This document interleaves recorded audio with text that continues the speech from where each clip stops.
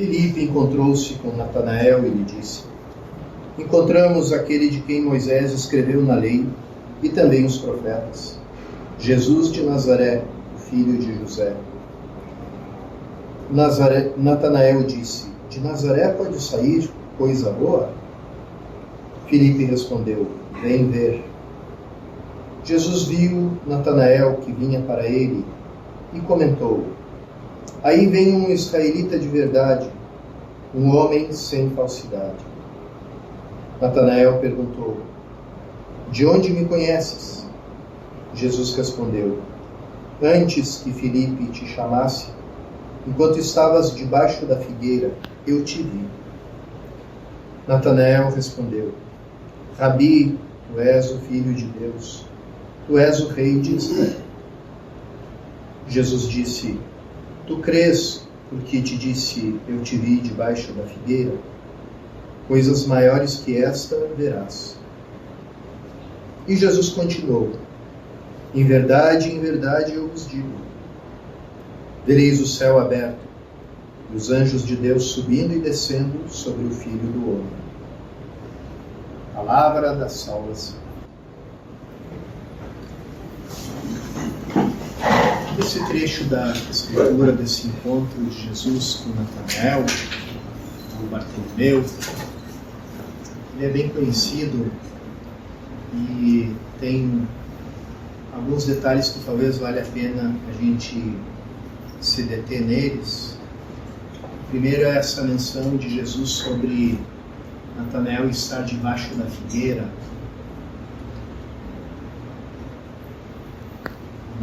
No tempo de Jesus, os rabinos, os mestres da lei,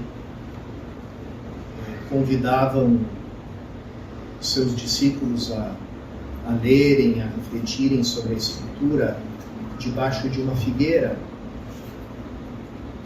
porque eles tinham essa ideia de que a Sagrada Escritura ela deveria não apenas ser lida, mas ela precisava ser saboreada. Isso se relaciona com o conceito de sabedoria, que uma coisa é a inteligência, outra coisa é a ciência, outra coisa é a sabedoria. E o que a sabedoria tem de diferente da ciência, da inteligência? É justamente a raiz que ela tem em comum com a ideia de sabor.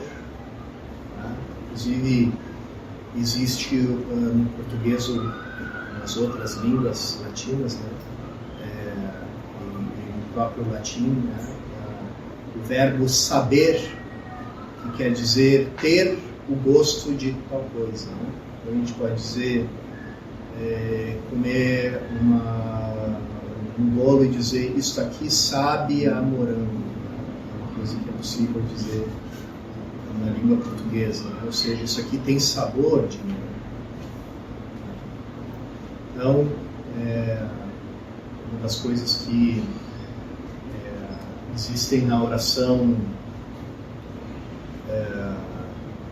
ao Espírito Santo, que é rezada muitas vezes nas reuniões de igreja, e que é uma tradução do latim, e ao meu ver não é uma boa tradução.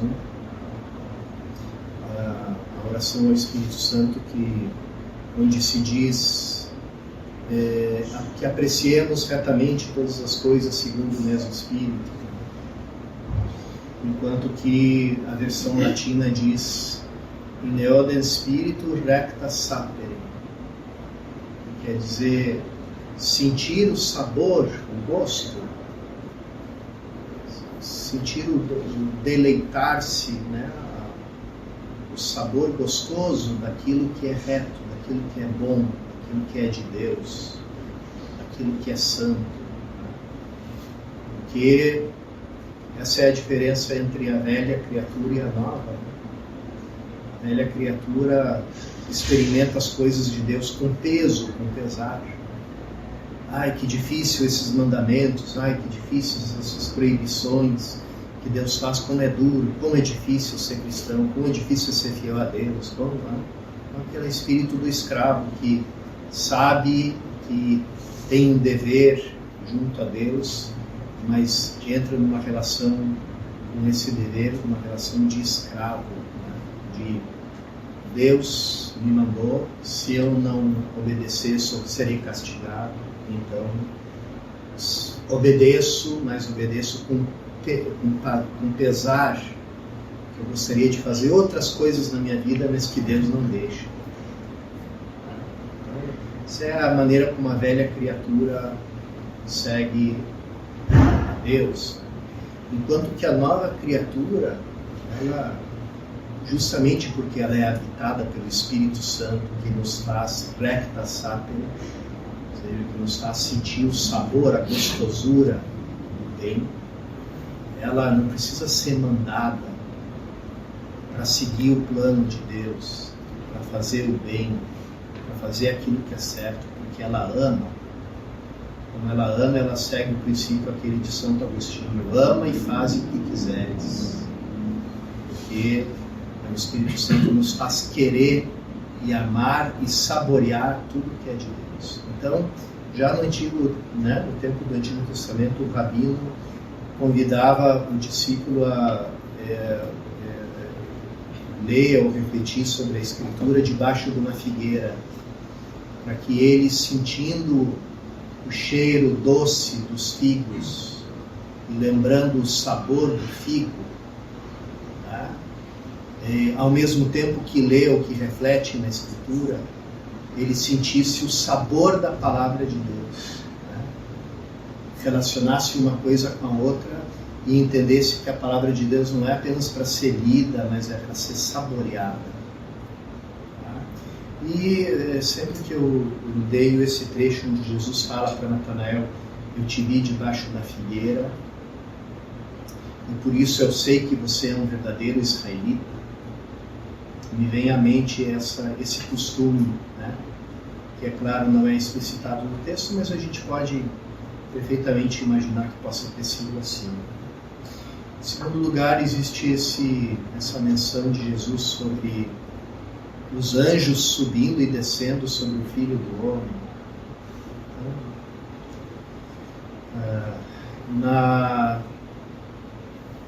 No Antigo Testamento a gente tem duas imagens que falam de uma ponte entre Deus e o homem. Uma que é construída pelos homens, né? Ou seja, a Torre de Babel, a iniciativa do homem de ir construindo tijolo por tijolo uma torre tão alta que chegue até o céu graças ao nosso esforço,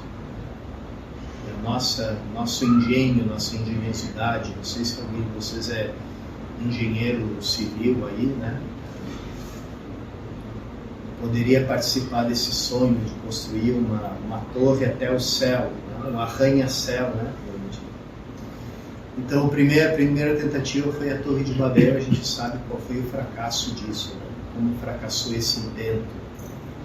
Esse intento, ele fala, de certo modo, de todo o intuito do ser humano de chegar a Deus, porque o nosso coração busca a Deus, mas o caminho foi um caminho equivocado. Assim, que eu, pelas minhas próprias forças, chego a Deus. Aqui o próprio primeira leitura do livro do Apocalipse, que fala da Jerusalém, que não é uma cidade construída pelos homens, mas ela desce do céu. A Jerusalém definitiva não é uma construção humana, ela desce, ela vem de cima, é dada por um dono. Então, depois, no Antigo Testamento tem uma outra imagem também de uma ponte entre o céu e a terra, que é aquela do sonho misterioso de Jacó. Ele está fugindo do seu irmão Esaú,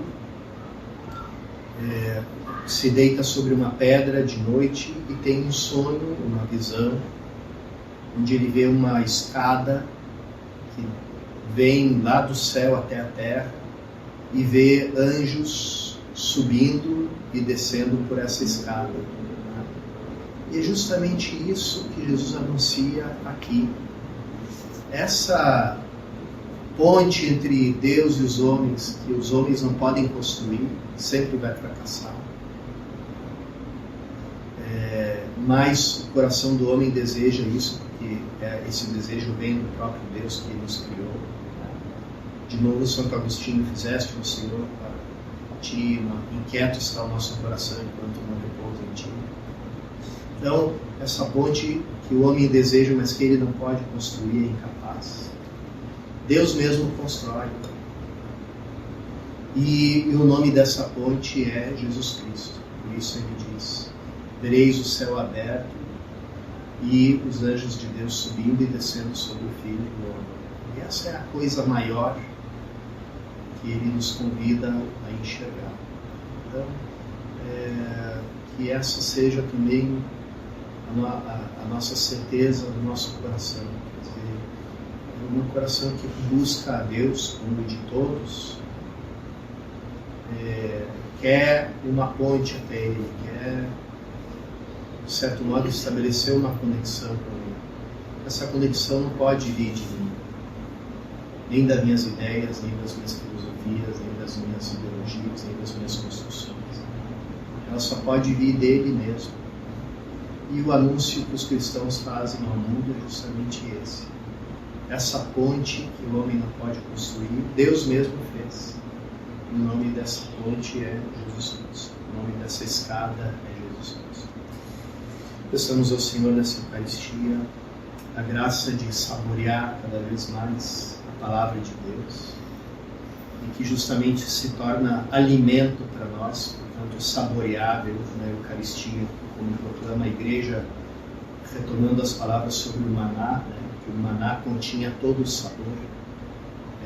Assim a Eucaristia, da qual o maná era uma imagem, contém todo o sabor. Então, peçamos a graça de, no Espírito de Deus, saborear a palavra definitiva de Deus, que é Jesus, e que venha a nós justamente como alimento para ser saboreada pelo nosso coração.